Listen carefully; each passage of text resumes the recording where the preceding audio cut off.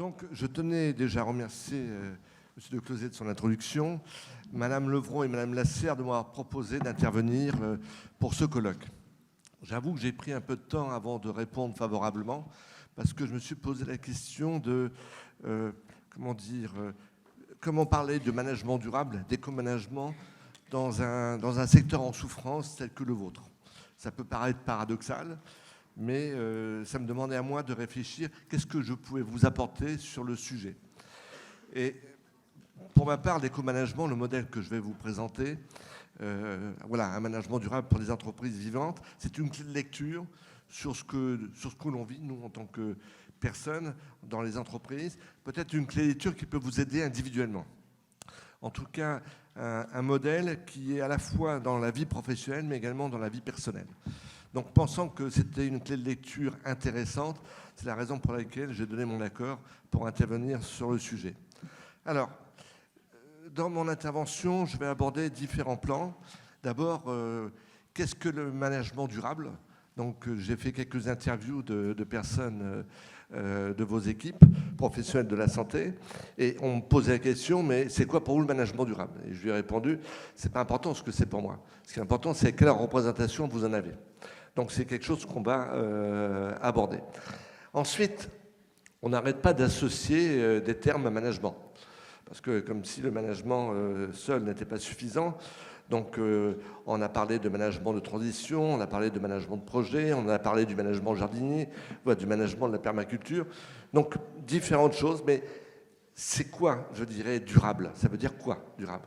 On a parlé également d'écologie, de management écologique, mais j'aimerais revenir un peu sur l'historique du terme durable, parce que je pense qu'il est significatif. Ensuite, je vais vous parler des postulats sur lesquels je m'appuie pour vous présenter mon exposé. Parce que je crois que c'est toujours important de savoir d'où l'on part par rapport à je dirais une présentation d'un concept. Après, je présenterai mon modèle d'éco-management, voilà, qui est une clé de lecture, comme je vous l'ai dit. Ensuite, on reviendra sur quelque chose que vous avez, que Mme Bernard et son correspondant vous avez parlé, c'est des modèles d'évaluation. Tout qu'on fait, sur quoi on intervient, qu'est-ce qui nous amène à penser d'une certaine manière et à agir d'une autre manière. Je crois que c'est important de revenir sur les indicateurs d'évaluation, sur les modèles d'évaluation. Après, on reviendra sur les pratiques au niveau de la qualité de vie, donc quelles sont les pratiques de management durable au niveau de la qualité de vie de travail, pour finir sur les grandes pratiques telles que je les perçois au niveau du manager durable. Sachant que tout ce que je vais vous présenter n'est pas exhaustif. Ce qui est important, c'est que vous puissiez, je dirais, les prendre déjà pour vous-même, voir qu'est-ce qui peut être intéressant pour vous. Et donc, dans le questionnement que je vais vous poser, l'idée, c'est de vous faire interagir, d'avoir une photographie de l'ensemble de votre groupe sur telle ou telle question. Donc, la première question que je vais vous poser, je disais, c'est quoi le management durable? Alors, est-ce que c'est allumé? Oui. Flèche du bas. Ah, flèche du bas, c'est mieux. Merci. Donc, je vous présente... alors, il y a déjà des votes, c'est formidable. Je vous présente 7 items qui peuvent représenter le management durable. Et donc, je vous propose d'en choisir 2.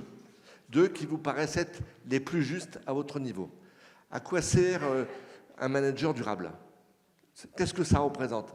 Donc, je vous propose de choisir 2 items, 2 propositions qui vous semblent être le plus proches de ce que vous ressentez.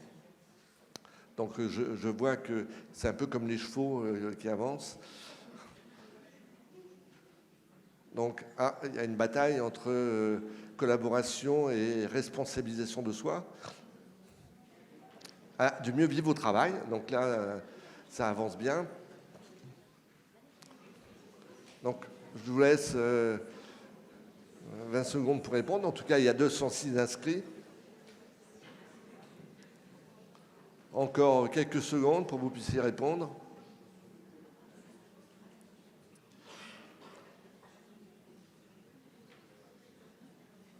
Bon, j'attends les derniers. Je ne sais pas lesquels qui ont... Alors, sachant qu'il n'y a pas de bonne ou de mauvaise réponse. D'accord ? comme dans tout questionnement, dans tout feedback, il n'y a pas de bonne ou mauvaise réponse. Alors, qui l'emporte? Alors, on parlait tout à l'heure de la responsabilisation de soi. Alors, d'abord, le premier, c'est de mieux vivre au travail. Donc, il est clair que quand je parlais d'un secteur en souffrance, c'est le premier item que vous avez sorti, c'est un management, c'est du mieux vivre au travail. C'est une véritable préoccupation dans beaucoup de secteurs d'activité. Et la plupart du temps, ce que l'on me dit, c'est je n'ai pas l'impression de faire mon métier. Je n'ai pas l'impression de faire mon métier. Aujourd'hui, on demande de faire plein de choses qui ne sont pas liées à mon métier. Et ça, c'est une perte de sens pour moi. À quoi je sers? À quoi je sers? Donc on reviendra là-dessus parce que c'est véritablement essentiel. Et puis le deuxième point que vous faites ressortir, c'est un management du vivant. Ça, c'est vraiment essentiel. En tout cas, c'est ma posture, c'est mon approche. C'est je considère l'entreprise comme un système vivant. Donc vous en avez parlé. Donc un système vivant, je définirai un peu ce que c'est pour moi. Voilà, c'est les deux grands premiers, donc c'est du bas. Voilà un peu les propositions. Pour ma part, qu'est-ce qu'un management durable? Bon, je pourrais dire d'une manière pas cynique, mais que je ne sais pas trop ce que c'est. Déjà, pour moi, tous ces items représentent ce que peut être le management durable. Alors, ça serait intéressant de parler de la notion du durable, parce que tout à l'heure, on a parlé de développement durable, d'écologie. Alors, ce qu'il faut savoir, c'est que cette préoccupation de travailler sur l'humain, l'économique, l'environnement, elle ne date pas d'aujourd'hui. Elle date, par exemple, d'une réunion au Club d'Europe dans les années 72 qui s'était réunie parce que voilà, ils percevaient un peu les grandes tendances, les grandes transformations qui allaient arriver, notamment avec les pays en voie de développement, l'impact de la croissance sur, je dirais, sur nos vies. Et à ce moment-là, ils ont commencé à parler de la limitation de la croissance. Tout qu'on fait, croissance zéro, croissance raisonnable, raisonnée. Et donc, il y a eu toute une démarche par rapport à ça. Et puis, il y a eu des réflexions qui ont continué, notamment via l'ONU, via différents organismes. Et dans les années 87, il y a eu un rapport que vous devez sans doute connaître, qui est le rapport Brundtland, où on a essayé de donner une définition de ce que pouvait être le développement durable. Et à cette époque-là, dans le rapport, qui était en anglais, on ne parlait pas de durable, on parlait de sustainable. Donc sustainable development, donc développement soutenable. Ce qui me paraît intéressant comme mot, soutenable par rapport à durable. Je veux dire, d'un point de vue sémantique, ce n'est pas tout à fait la même chose. Développement soutenable, développement durable. Donc développement durable, il y a l'idée que le développement doit continuer dans le temps. Alors que pour moi, dans le développement soutenable, c'est qu'est-ce qu'on doit apporter pour que ça puisse être raisonné, soutenable pour tout le monde. D'ailleurs, une des phrases qui venait en complément de développement soutenable, c'était c'est un développement qui doit répondre aux besoins actuels, à nos besoins actuels, tout en préservant le besoin des générations futures. L'idée est là, comment, dans nos actes d'aujourd'hui, mais ça soit aussi pour les entreprises, comment on va préserver des générations futures.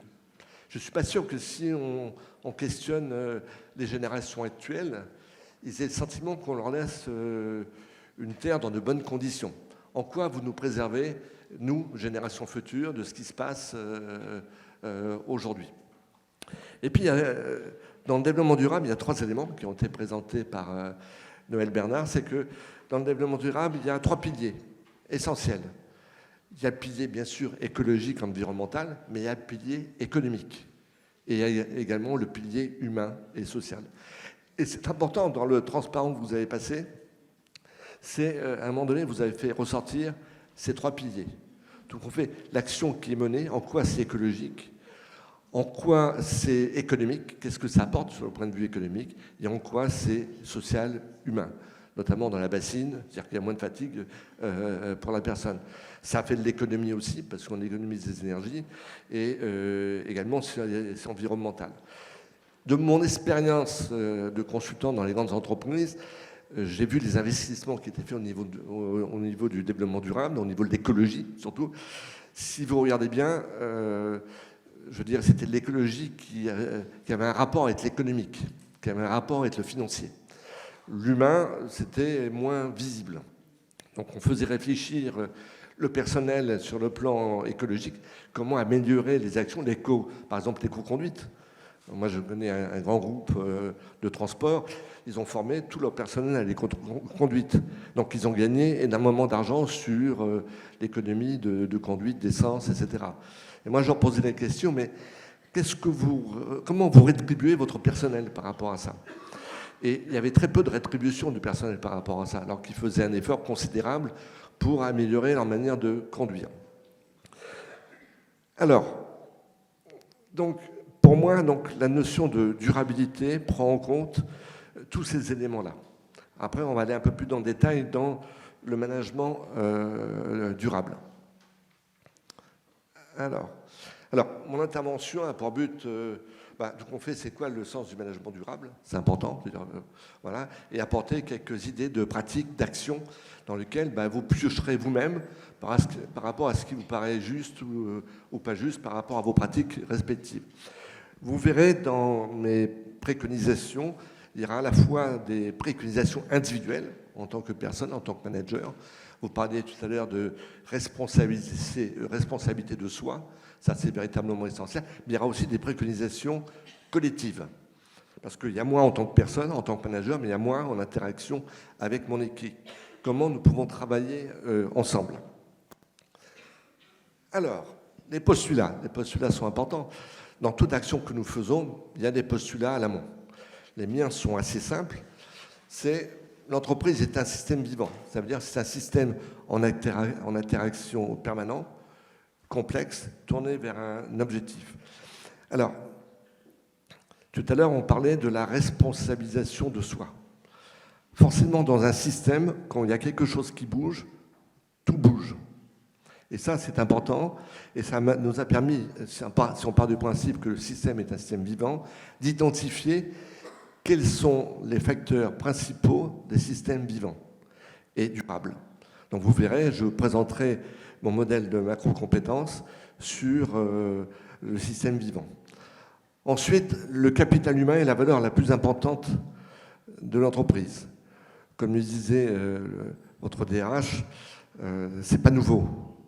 Il y a eu des milliers de livres écrits sur le sujet. Je ne suis pas persuadé actuellement qu'on le vit comme une réalité. On a vraiment le sentiment que le capital humain, valeur immatérielle importante pour une entreprise, est plutôt considéré comme une variable d'ajustement. Donc la question qui se pose, c'est comment les entreprises peuvent faire à la fois pour intégrer le capital humain comme une véritable ressource. Le management durable est indissociable de l'impératif humain. Avant, la vraie phrase que j'ai mise dans un de mes livres, c'était « l'impératif écologique est indissociable de l'impératif humain ». On ne peut pas travailler, on ne peut pas développer un management durable sans développer l'impératif humain. On retrouve bien sûr la notion de capital humain. C'est vraiment indissociable. Et quand on parle de secteur en souffrance, ce qui souffre, c'est avant tout le capital humain. Et donc la question qui se pose en permanence, c'est comment répondre à cette souffrance, identifier les causes et comment y répondre. Donc ça, c'est une vraie préoccupation dans les systèmes comme les vôtres. Et puis on revient à la responsabilité de soi. Le changement passe par soi. J'avais écrit un jour, la solidarité collective passe par la responsabilité individuelle. Dans un système en interaction, forcément, on est tous acteurs. On est tous acteurs des systèmes dans lesquels nous vivons. On ne peut pas dire c'est la direction, on ne peut pas dire c'est le manager, on ne peut pas dire c'est l'environnement. Nous sommes responsables au travers de nos actes du milieu dans lequel nous sommes. Donc la question qui se pose à nous, c'est en tant qu'acteur, en tant qu'individu, qu'est-ce que je peux faire autrement? Comment je peux agir autrement? C'est la notion de verticalité dont parlait Madame Bernard. Comment je fais pour être centré et quelle réflexion je porte par rapport à l'action possible que je peux faire. Donc, l'éco-management, c'est à la fois les 4 macro-compétences de vivant qui sont reliées donc à qu'est-ce qui développe justement cette posture du vivant et également les 3 piliers du management durable. Donc c'est là où je vais alterner individuel et collectif. Alors les 4 macro-compétences du vivant, alors il y en a une que j'ai mis de côté. Donc celle que je vais vous présenter, c'est se relier à son environnement, être en contact permanent avec son environnement. Et donc ça, on nous l'a bien présenté tout à l'heure. Innover, parce que se relier sans apporter une réponse créative, bah, ça ne sert pas à grand-chose. Donc on l'a vu tout à l'heure, il y a eu plein de réponses créatives différentes pour pouvoir être en contact permanent avec son environnement. Partager, la notion de partage. La notion de partage, c'est l'intelligence collective. C'est apprendre plus vite que les autres. C'est agir ensemble. C'est le côté, justement, d'équipe. Donc ça, c'est vraiment essentiel. Et se réorganiser, parce qu'il ne peut pas y avoir de changement dans une structure sans réorganisation. Donc c'est vrai que parfois, on ne comprend pas, on grogne, parce qu'il y a des réorganisations un peu successives. Mais les réorganisations sont naturelles dans des systèmes vivants. Ça bouge, donc il faut à chaque fois faire autrement. Il manque 2 personnes dans une équipe, eh ben, il faut se réorganiser. Après, c'est comment on le fait. Comment on travaille avec l'équipe pour pouvoir assumer le mieux possible cette réorganisation. Et la phrase de Max de Tekiti, qui est un biologiste, quel que soit son niveau de complexité, il n'y a pas d'organisation vivante sans communication interne et externe, en intégrant les parties prenantes, les systèmes biologiques sont émetteurs et récepteurs. Tout qu'on fait, c'est j'émets, je reçois, comment je travaille en relation avec les autres parties prenantes, avec l'ensemble des parties prenantes. Alors, se relier, donc, il y a 3 niveaux de contact dans ce relier. Il y a un niveau de contact avec l'organisation, avec l'environnement. Il y a un niveau de contact avec son équipe, avec les différentes parties prenantes. Et puis, il y a un niveau de contact avec soi-même. Comment je suis en contact avec moi-même. Quand on parle de sens intérieur, de verticalité, c'est la question de comment je reste en permanence en contact avec moi-même. Quand je propose d'être relié à mon équipe, c'est comment je suis en contact de comment évolue mon équipe. Quelles sont les demandes de mon équipe. Qu'est-ce qui fait que mon équipe, est contente de venir, de travailler, et qu'est-ce qui fait que mon équipe n'est pas, à la boule au ventre quand ils viennent travailler. C'est être en contact avec, j'ai une personne de mon équipe que je sens qui ne va pas bien. Donc c'est comment je prends le temps de comprendre qu'est-ce qui ne va pas bien pour cette personne-là. Parce que c'est le rôle du manager d'être relié également à son équipe. Alors j'ai une question au niveau individuel pour vous. L'action managériale individuelle. Voilà ce qui vous est proposé. Vous avez 5 items. Et là, je vous propose de dire, mais quel est l'item que vous sentez le plus en difficulté ou celui que vous voulez le plus développer, qui a besoin d'être le plus développé chez vous. Donc, il y a accueillir la vie d'autrui, repérer les opportunités et les risques, se tenir informé, être authentique dans sa communication, savoir faire des liens. Voilà, je vous laisse répondre, prendre connaissance.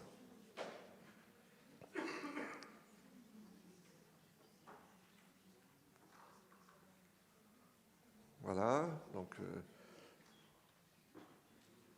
je vous laisse continuer à voter, à réfléchir. Ça, c'est vraiment quel est mon axe de développement sur la manière d'être relié à mon équipe.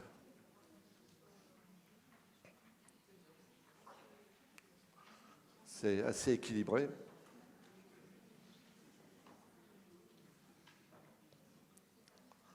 Donc là, vous n'avez qu'un seul vote.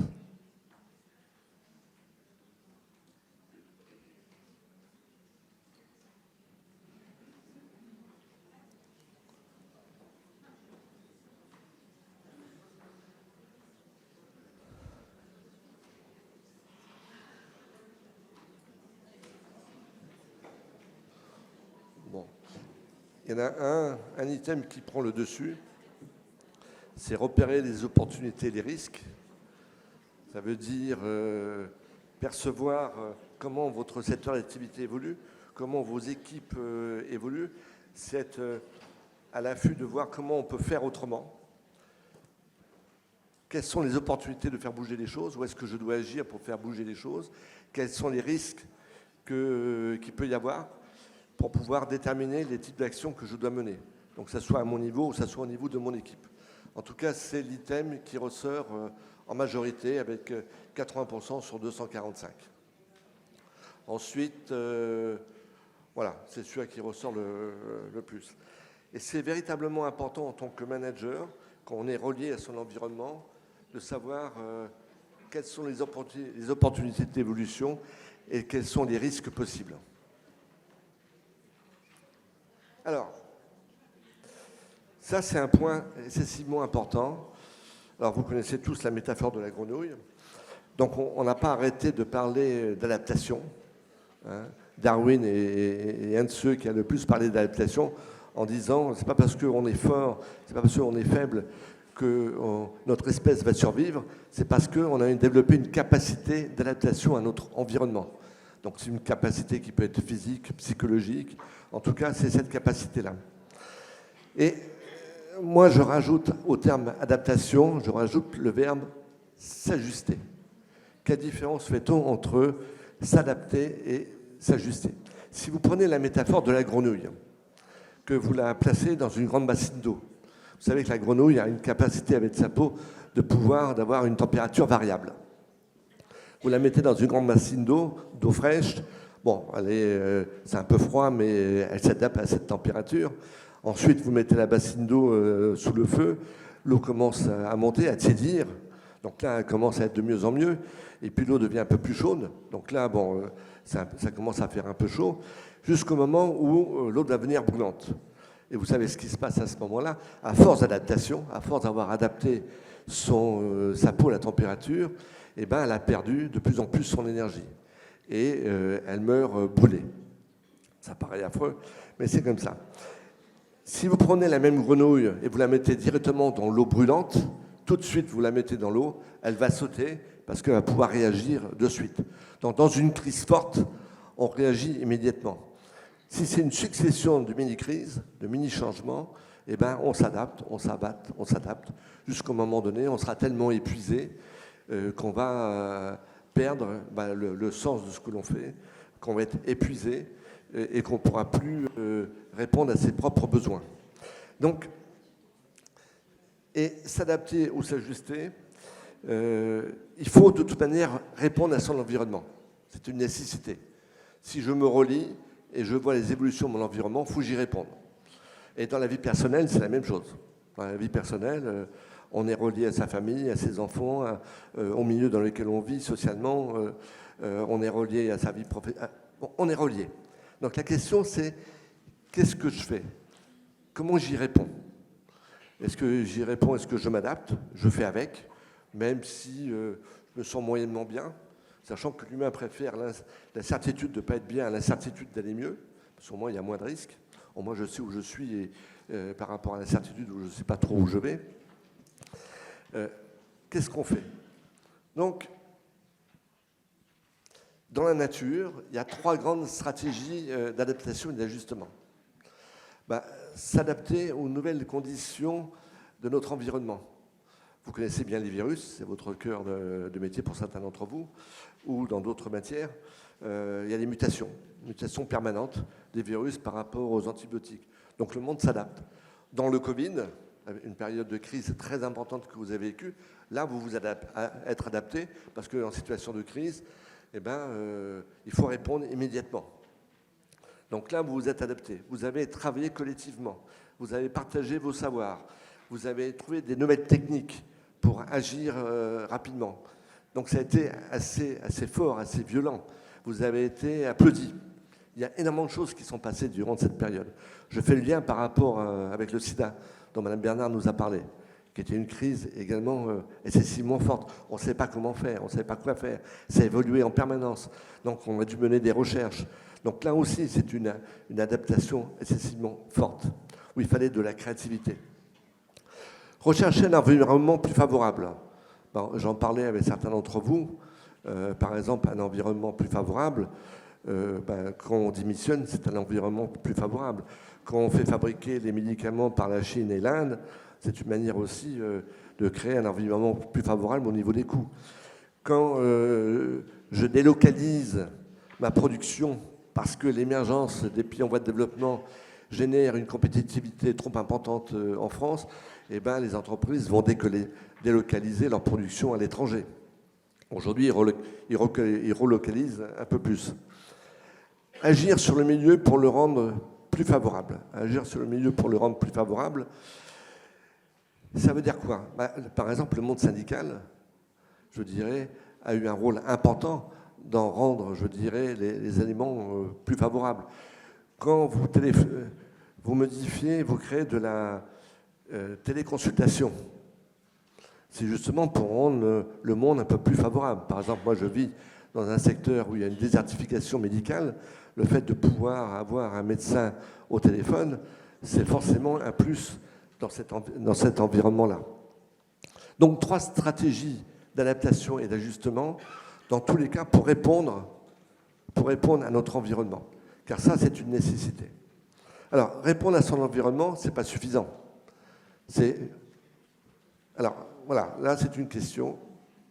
Action managériale collective. Quelle est, d'après vous, l'action qui est la plus développée au sein de votre service au pôle? Quelle est l'action la plus développée au sein de votre service au pôle?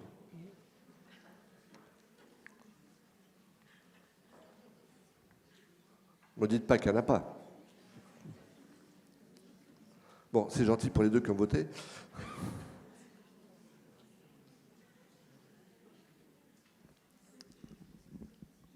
Ah.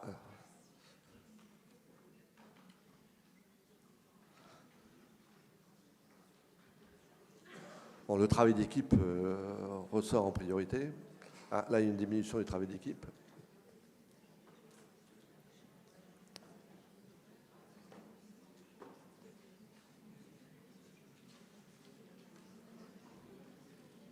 Bon.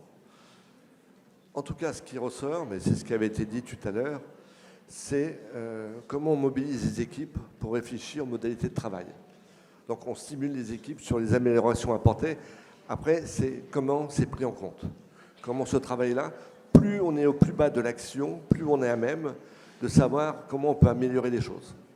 Après, ça remonte. Après, la question, c'est qu'est-ce qu'on fait des réflexions de l'équipe?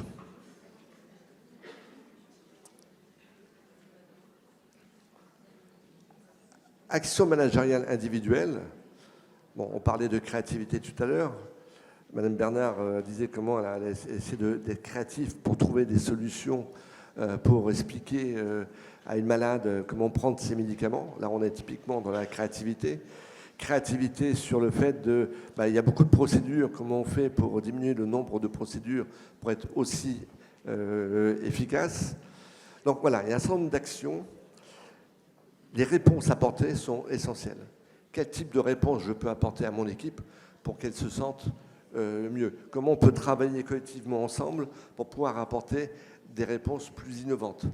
Et vraiment, l'innovation fait partie intégrante de la nature pour apporter des réponses. Être force de proposition, improviser. Voilà, il faut être capable d'improviser sur le moment, ce qui n'est pas toujours simple. Partager. Alors, tout à l'heure, on n'a pas arrêté le terme de partager. Quand on parle d'ailleurs de travail d'équipe, on parle de partager. Partager est essentiel. Partager est essentiel parce que c'est vraiment développer l'intelligence collective. C'est vraiment développer le apprendre qu'on a dans les entreprises apprenantes. Pour apprendre plus vite que les autres, eh ben, il faut partager rapidement tous ces savoirs. Donc partager, c'est comment on va créer dans son entreprise, dans son équipe, les conditions de remonter les informations, de partager les bonnes pratiques, de valoriser la coopération entre les équipes. Donc, si on veut aller plus vite que les autres, si on veut apprendre, si on veut diffuser nos connaissances d'une manière transverse, la notion de partager est vraiment essentielle. Alors, individuellement, qu'est-ce qu'on partage? En tant que manager, on peut partager ses ressentis, transmettre ses compétences et ses savoirs, ça c'est le rôle vraiment du manager, créer une atmosphère de dialogue, en tout cas générer de la confiance, parce que partager, c'est véritablement une ouverture d'esprit et je veux dire, créer un espace de confiance avec les équipes. Et apprendre des autres, bien sûr. Alors, on parlait tout à l'heure de l'aspect systémique des organisations vivantes. Donc, dès qu'un élément bouge, tout bouge. Donc, l'intérêt de ça, si un élément bouge, tout bouge, ça veut dire que, et si en plus vous êtes responsable de vos actions, la question qui vous est posée en permanence, c'est qu'est-ce que je peux faire de différent pour faire bouger le système dans lequel je suis? Alors, par rapport à moi-même déjà, par rapport à moi-même et par rapport à mon équipe, ou par rapport à mon métier. Qu'est-ce que je peux faire de différent? Alors là, vous avez différentes actions managériales collectives proposées. Donc bien sûr, tout n'est pas exhaustif. En tout cas, il ne faut pas prendre une réorganisation comme quelque chose de, comment dire, comme un défi négatif. Il faut prendre la réorganisation, à condition que vous y participez, comme quelque chose de constructif, de participatif, de positif. Parce que les personnes ne sont pas contre les organisations, ils sont contre un futur dans lequel ils ne participent pas. Donc on n'aime pas ce qui nous est imposé, on aime ce qui est de créer un futur dans lequel nous sommes participatifs et dans lequel nous pouvons émettre des idées. En tout cas, se réorganiser est quelque chose de complètement naturel dans les systèmes vivants. Donc, je dirais, au niveau individuel, adapter ses méthodes de travail, être transparent, bousculer ses routines de fonctionnement, c'est essentiel. S'organiser pour passer à l'action, avoir une organisation personnelle efficace. Donc ça, ce sont je dirais, les items, les actions managériales possibles en tant que manager sur l'aspect organisation. Alors, la question qui va vous être posée, au sein de votre établissement, et là, c'est une question de priorisation, classée de 1 à 4 par ordre d'importance, les macro-compétences à développer. Au sein de votre organisation, qu'est-ce qui est le plus important à développer? Est-ce partager, se réorganiser, se relier, innover? Donc voilà, ça demande un peu plus de réflexion. Quelles sont les 4 macro-compétences selon vous? Dans quel ordre faut-il les développer au sein de vos systèmes hospitaliers?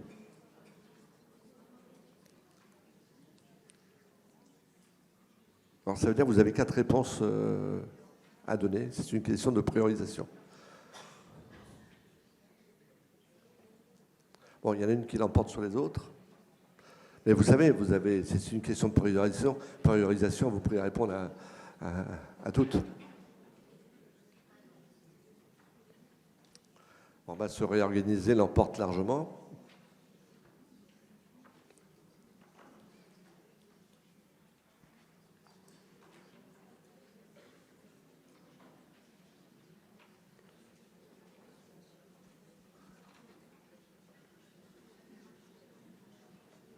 Bon.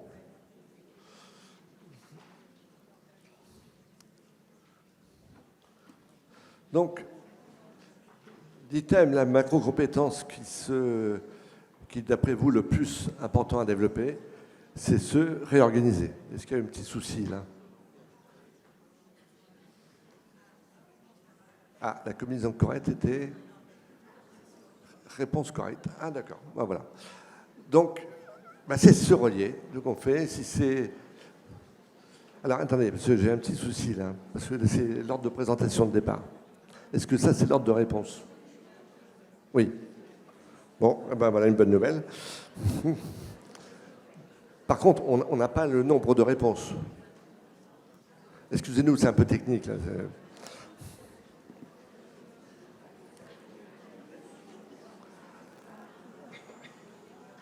Voilà, ça veut dire quoi? 20, 16, il y a eu 187 réponses. D'accord. Bon. Dans ce que je vois, se relier, partager, se relier. C'est pas tout à fait la même chose. Hein. Donc, on est bien d'accord, c'est bien les macro-compétences à développer.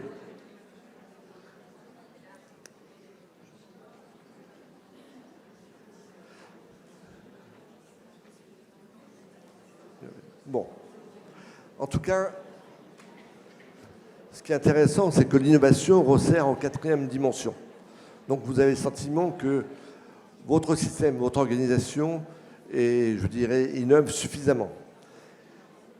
Vous avez mis, en plus important, c'est partager. Alors qu'il y a un des votes que vous avez fait qui mettait en avant que le partage était ce qui était le plus développé au sein de votre entreprise. Alors que là, on est bien d'accord que c'est, je dirais, la compétence le plus à développer. Donc partager, se relier, se réorganiser, innover, voilà l'ordre dans lequel la majorité se situe. Bon, comme nous sommes en conférence, je ne peux pas vous faire interagir, mais on le fera tout à l'heure avec M. Leclosé. Alors, renforcer les 3 piliers du management durable. Donc voilà, ces 3 piliers complètent l'éco-management. Donc là, on a vu les 4 macro-compétences du vivant. Maintenant, on va voir les 3 piliers du management durable et je pense que ça va vous parler. Là également, il y aura une alternance entre le collectif et l'individuel. Alors, les actions managériales collectives, donc vous les avez ici. Là, on est sur la notion du PAD. Donc, préserver, donc c'est une notion, je pense, qui vous est chère. Préserver. Voilà les actions managériales collectives proposées. Quelles sont, d'après vous, les 2 actions les plus importantes à mettre en œuvre? Donc là, normalement, vous avez une question qui arrive. Ou pas? Ou pas. Bah, donc c'est ou pas. Non, on n'arrive pas. Donc voilà. Donc, en tant que manager, dans la nature, il faut préserver, actualiser et développer. Donc là, on est sur la notion de préserver. Préserver le collectif, préserver son équipe, se préserver soi-même. Globalement, comment on peut imaginer qu'on peut préserver son équipe si soi-même on n'est pas capable de se préserver? Donc là, on est sur la notion de préserver à la fois les hommes et à la fois les compétences. Par exemple, quand vous avez une personne de votre équipe qui part, il y a des compétences qui partent. Il y a des compétences, des connaissances, des actions que font la personne que vous ne connaissez pas forcément. J'ai travaillé dans une entreprise où, pour des raisons de masse salariale, on s'est séparé d'une personne expérimentée.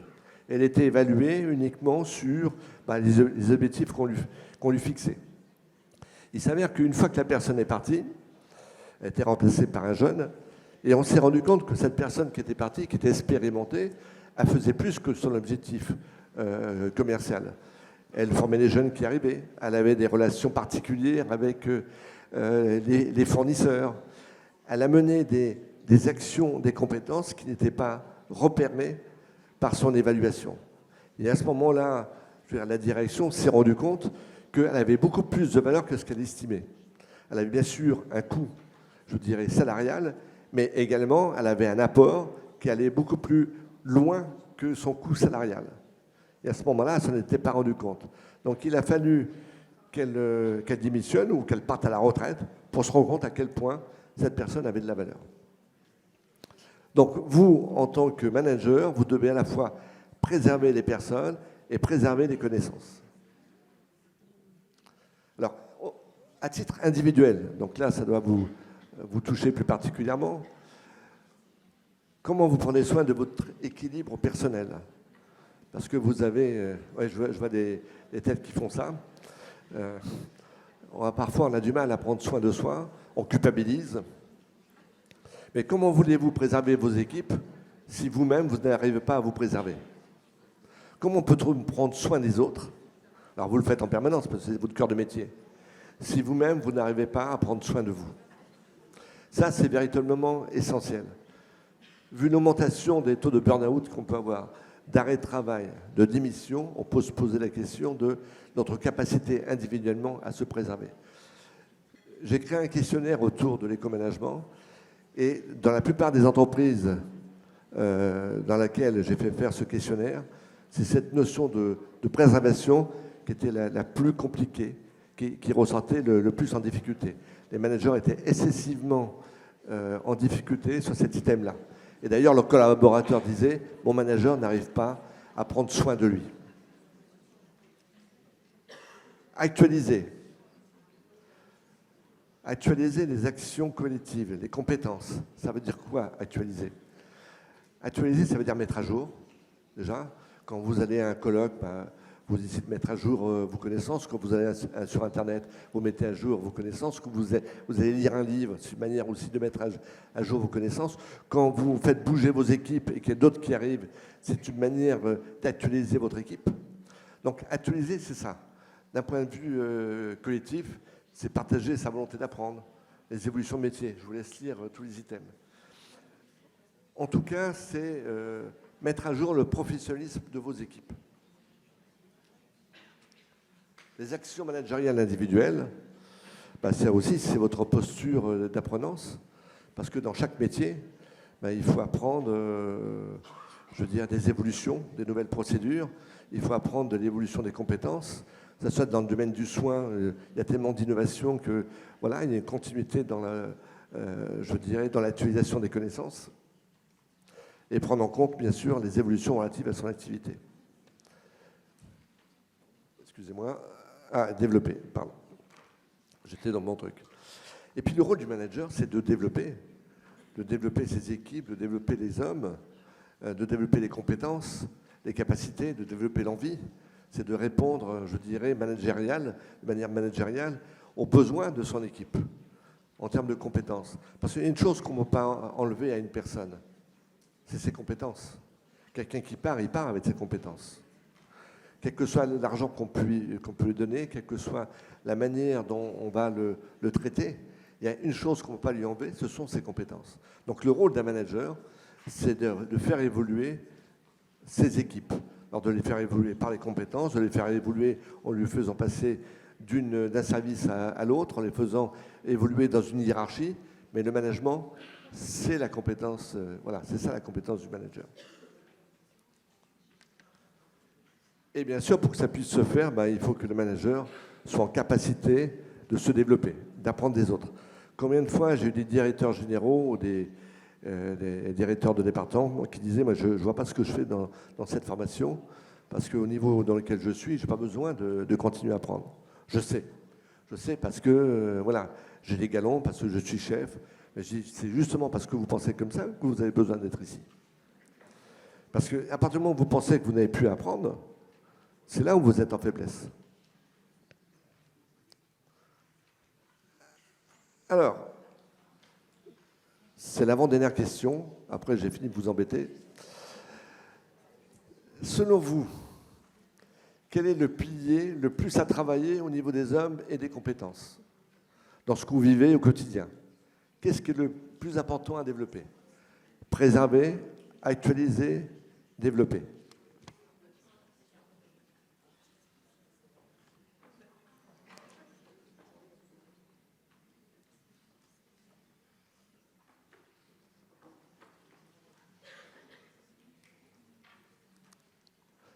Se préserver régresse. Pas de beaucoup.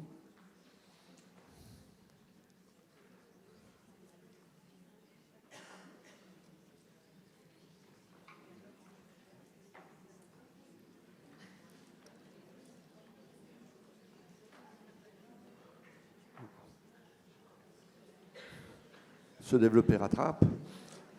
Donc, vraiment, il y a deux grands piliers qui sont importants pour vous. C'est à la fois se préserver. Quand on est à 7 heures en souffrance, ça me paraît assez normal. Et à la fois se développer. Tout qu'on fait, les deux vont ensemble. Se développer, c'est la reconnaissance de soi. On parlait de reconnaissance tout à l'heure. Et se préserver, c'est éviter d'être débordé, éviter d'être déprimé, éviter d'aller en burn-out, éviter de se faire des maladies. Donc les deux sont importants. C'est se préserver soi-même et préserver son équipe. Et le développement fait partie également de ça. C'est-à-dire que si je suis reconnu, si on me permet d'évoluer, de progresser, quelque part, il y a quelque chose qui se passe en moi où j'ai le sentiment d'être reconnu. Et être reconnu, c'est quelque chose qui est... On parlait de reconnaissance tout à l'heure, c'est quelque chose qui est essentiel. Alors, quelque chose dont on parle peu, j'en parlais avec vos collègues, c'est la notion d'évaluation. Parce qu'il y a beaucoup d'entreprises qui mettent en avant des management, qui associent pas mal de mots au terme management, management durable, management de la connaissance, management humain, management jardinier, voilà, tout ce que l'on peut voir au niveau du management. Qu'est-ce qui fait qu'il y a un tel écart? Qu'est-ce qui fait qu'il y a un tel écart entre la théorie, les chartes de valeurs qui sont proposées par les entreprises et la réalité? Qu'est-ce qui fait qu'il y a un tel écart? Eh bien, je mets en avant la notion d'évaluation.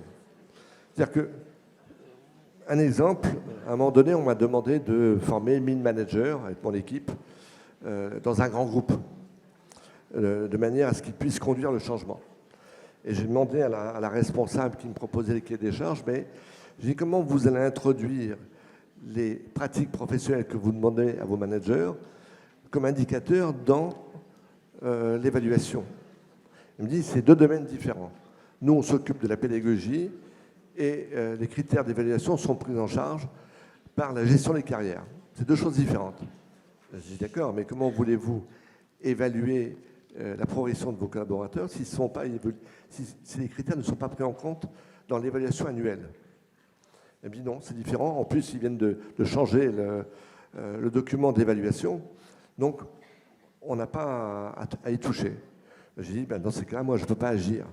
Parce que comment voulez-vous, je dirais, accompagner le changement si ce que vous demandez à vos collaborateurs ne sont pas mesurés, ne sont pas pris en compte, alors qu'ils vont être évalués uniquement sur les objectifs qui sont fixés. Et même si ces objectifs n'ont pas de bon sens. Parce qu'on sait reconnaître à un moment donné que les objectifs qui nous sont fixés, ben, tout qu'on fait, ne sont pas du bon sens. Et j'ai vu des personnes qui disaient, on m'a fixe des objectifs qui normalement devraient être changés, mais je suis évalué là-dessus, ma prime est évaluée là-dessus, ma progression est évaluée là-dessus, donc je vais faire quelque chose qui me paraît être inadéquate, mais je vais faire parce que je suis évalué là-dessus. Et ça, c'est une vraie problématique. Quand vous faites du management de projet, et que votre collaborateur, votre manager est évalué uniquement sur le management direct et pas sur le management transverse, alors qu'il a fait peut-être un tiers son temps dans le management transverse, mais qu'il est évalué uniquement sur le management direct, eh bien, forcément, il n'atteint pas ses objectifs. Et donc, évalué sur la non-atteinte de ses objectifs. C'est pour ça que je dis, d'une manière réaliste, que les critères d'évaluation structurent nos actions et nos comportements.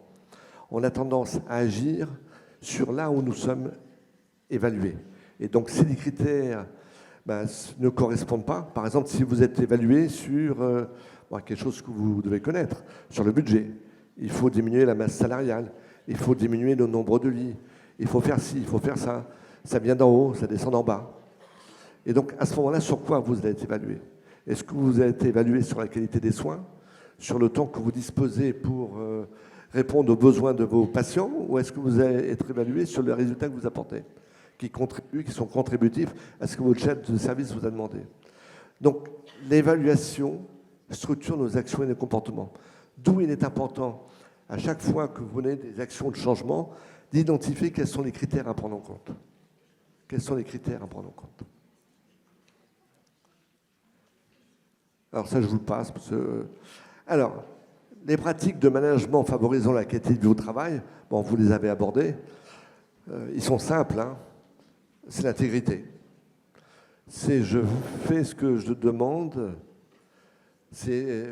J'adapte une conduite exemplaire. Je dis ce que l'on fait et je fais ce que l'on dit. Voilà. Ça paraît tout bête.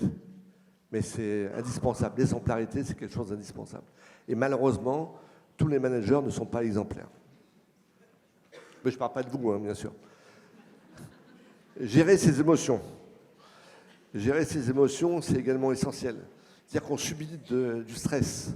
On subit du stress par son chef de département, son chef de service. Donc l'idée, c'est comment ce stress, ne pas le faire redescendre auprès de son équipe. Être accessible. On parlait de disponibilité. On parlait d'être relié à son équipe. Mais pour ça, il faut être disponible. Encourager son équipe à revoir ses méthodes de travail. Donc, ce n'est pas exhaustif, hein, ce que je vous dis comme pratique. Gérer proactivement, être direct dans sa communication, établir des priorités, résolution de problèmes, être capable de gérer rapidement les problèmes. Voilà. Et dernier, participation, innovation. Donc la participation de l'équipe, l'innovation, on rejoint les deux macro-compétences. Pour finir, et après je vais passer la parole à M. Declosé, les pratiques du manager durable. Alors moi je vous ai donné une liste de ce qui me paraissait, là non plus qui n'est pas exhaustif, de ce qui pouvait faire partie du manager durable. C'est un manager du vivant, faisant preuve d'agilité, d'ajustement. Je crois qu'il y a une intervenante qui va parler de management agile, qui est un management véritablement orienté sur l'humain. Il relie l'économique et l'humain. Les deux sont indissociables. Il facilite le développement personnel et professionnel. Il a l'écoute de son équipe. Il valorise la qualité de vie au travail. Il apporte du sens en termes de vision et de signification. Dire à quoi je sers, quoi. À quoi je sers. Ça, c'est quelque chose d'important. Je pense qu'avant, vous le saviez. Mais si maintenant, vous vous dites je n'ai pas l'impression de pouvoir faire mon travail, d'avoir du temps suffisant pour faire mon travail, donc la question se pose, c'est à quoi je sers? Et il pose ses limites pour lui et son équipe. Ça, c'est vraiment essentiel. C'est qu'à un moment donné, vous êtes acteur de là où vous êtes acteur de ce que vous vivez. Et la question qui se pose en permanence à vous, c'est comment je peux faire autrement? Comment je pose mes limites? Parce que si personne pose ses limites, eh ben, ça génère, on est submergé par l'action. Et à un moment donné, on peut terminer en burn-out. Poser ses limites, c'est être véritablement responsable de ce que l'on fait. Alors poser ses limites, ça ne veut pas dire non. Ça veut dire oui, mais. Ça veut dire revoir les priorités. Ça veut dire revoir peut-être les indicateurs d'évaluation. Ça veut dire également, vous nous demandez du feedback, mais on n'a aucun retour. Donc poser ses limites, c'est ça. C'est, je dirais, à un moment donné, définir un peu ce qui est possible ou pas possible. Pour terminer, ça sert à quoi d'accompagner le changement si nos modes de pensée, nos croyances, nos valeurs ne changent pas? Ça sert à quoi? Parce que tout ce que l'on fait, on le fait par rapport à nos représentations, à notre paradigme, à nos valeurs, à nos croyances. Et si on veut changer nos actions, faire du management durable, faire du management humain, faire du management rentable, eh ben, il faut revoir nos critères d'évaluation, nos critères de croyance, nos représentations, notre cadre à nous de fonctionnement. Quand Mme Bernard parle de verticalité, c'est qu'il y a une adéquation la plus proche possible entre ses croyances, sa représentation et ses actions. Et c'est ça le plus difficile. Quand je dis poser ses limites, c'est ça, c'est véritablement aligner ce qui est possible de faire avec ce que vous êtes. Et là, vous êtes dans l'ajustement. Voilà, je vous remercie de votre écoute et j'attends vos questions.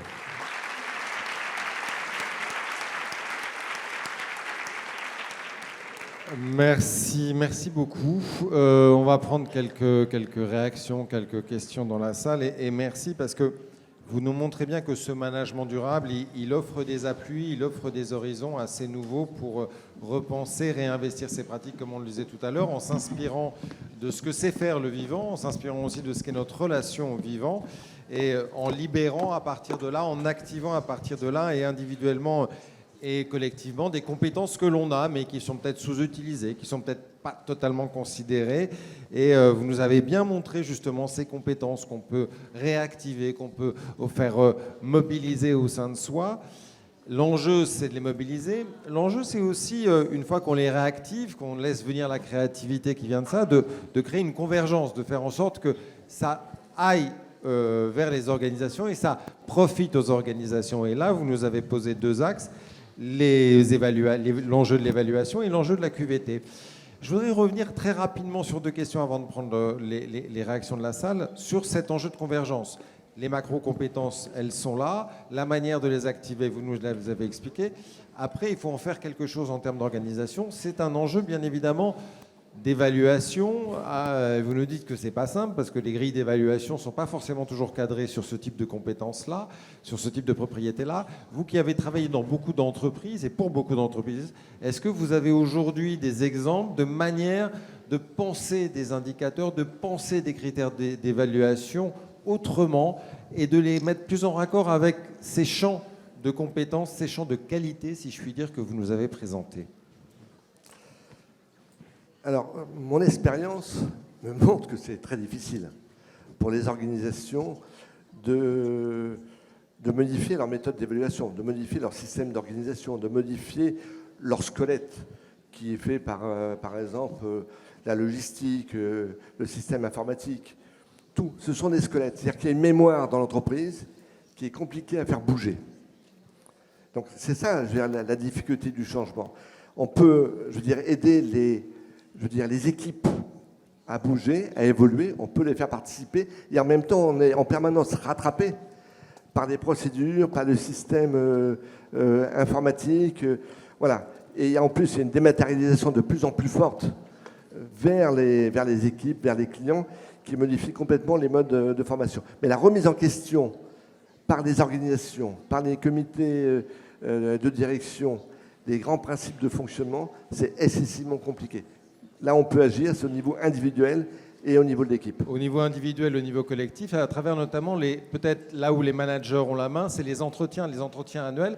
Et via le Ségur, ils vont se systématiser pour les professionnels médicaux. C'est déjà un peu le cas, avec du coup des entretiens où pendant chaque année, on peut faire le point sur là où l'on est et là où l'on va. Dans quelle mesure ces entretiens peuvent être investis différemment pour mettre en avant justement tout ce champ de compétences que vous venez de nous présenter? Quand vous parlez d'entretien, vous parlez de quoi? Entretien annuel d'évaluation. Entretien annuel.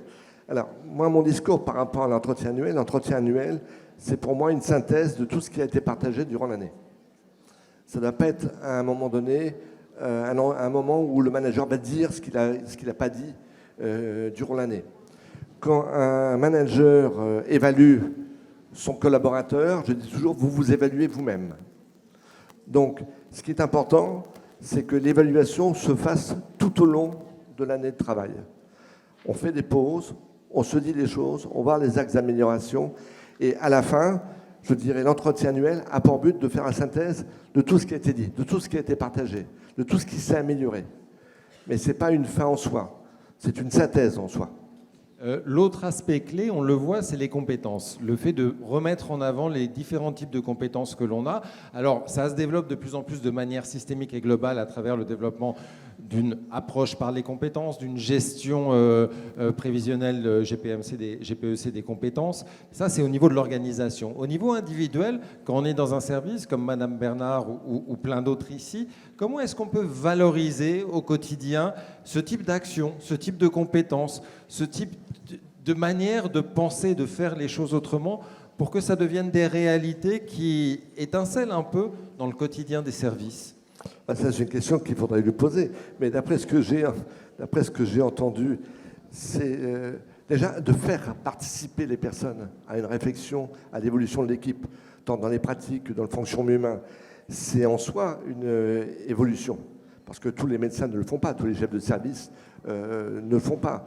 Après, comment le faire reconnaître un niveau dessus? C'est dans le partage avec d'autres services. En tout cas, ça, voilà, je veux dire, tout ce qui est concret et diffusé. À un moment donné, on parlait des cercles de qualité, dont on ne parle plus maintenant depuis 20-30 ans. Mais les cercles de qualité, c'était ça. C'était faire travailler ensemble le personnel du même ligne de métier pour apporter des améliorations et après les mettre en œuvre. Donc, je pense que ce qui est déjà fait, qui est de faire partager les personnes, faire évoluer les pratiques, donc partir d'eux, les impliquer, c'est déjà, je dirais, une manière d'intégrer leurs compétences et de les valoriser. Je me tourne vers la salle. Est-ce que vous avez des questions, des réactions, des témoignages à apporter à ce que nous a présenté Francis Karolewicz sur ces macro-compétences-là, les unes les autres, sur l'approche plus globale du vivant qu'il nous a présenté, sur ces piliers et sur ces problématiques d'évaluation aussi qu'il pose? Voilà, vous levez la main comme avant si vous avez des points et Francis vous répond bien volontiers. Donc n'hésitez pas. Si vous avez des points, vous avez bien répondu. Hein, vous étiez. Je vois que j'ai déclenché l'enthousiasme. La réflexion. La réflexion.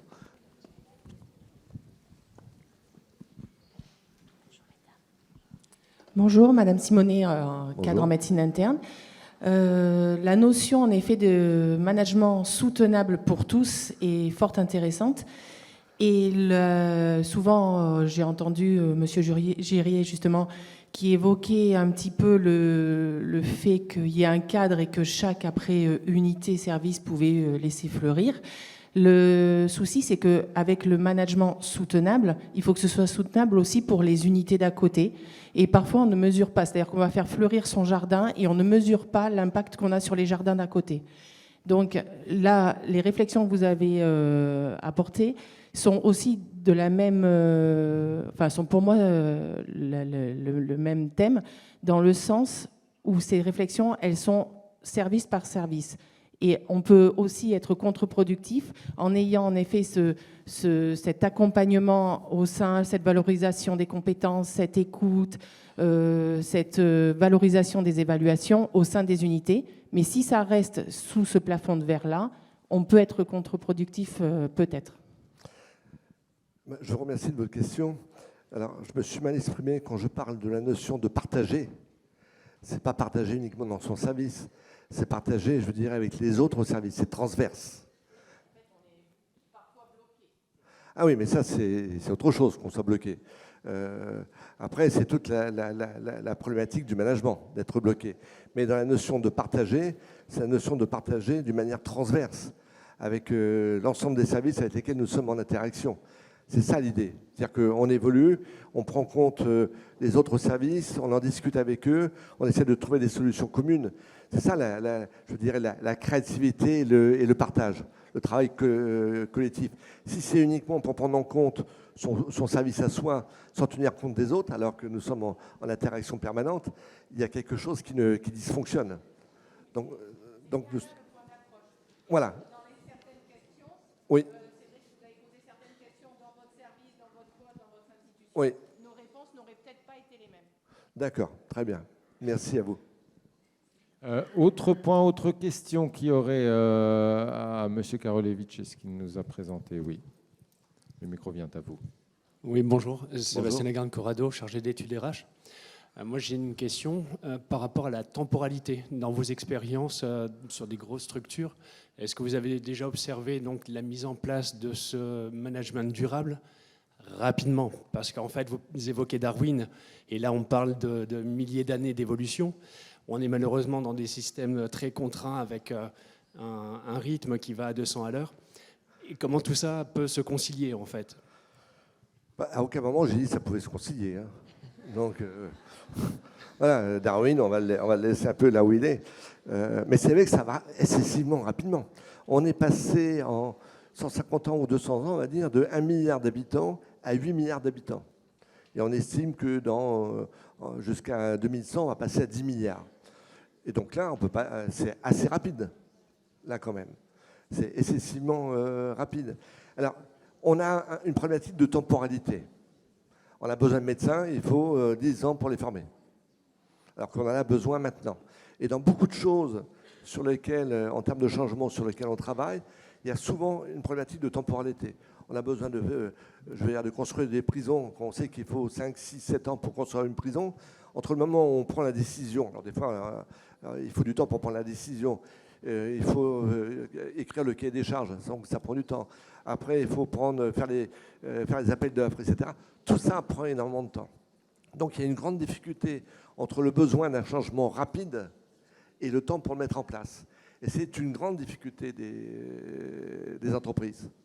Il y a des décisions qui sont prises. On parlait tout à l'heure, M. Girier parlait tout à l'heure au niveau je dirais, de quelqu'un qui pose sa demande et les 5 procédures à suivre au moment où il prend sa demande et le temps que ça prend. C'est clair que par rapport à la personne qui pose la demande, lui, il est assez pressé, quoi. Il a besoin d'une réponse. Et s'il y a 5 services qui doivent prendre la décision avec le temps qu'il faut pour la prendre, à ce moment-là, il y a une problématique de temporalité.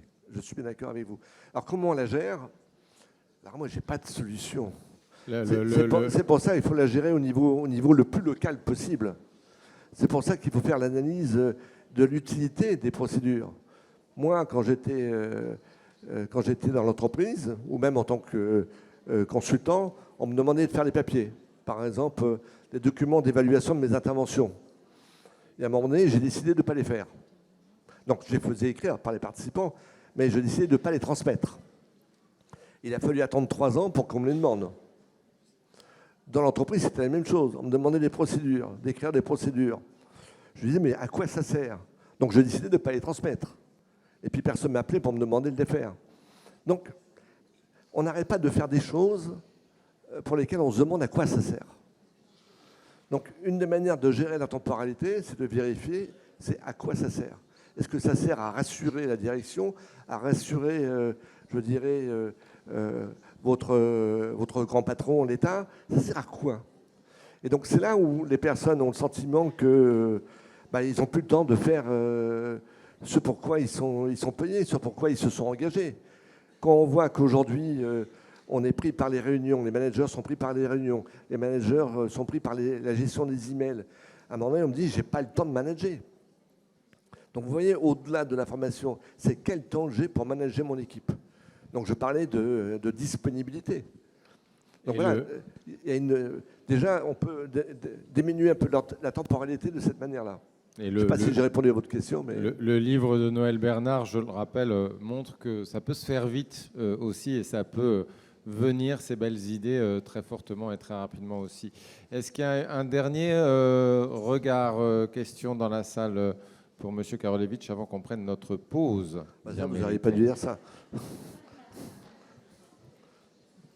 Eh ben, on peut le remercier très fort. On vous applaudit très fort, Francis Karolewicz. Merci à vous.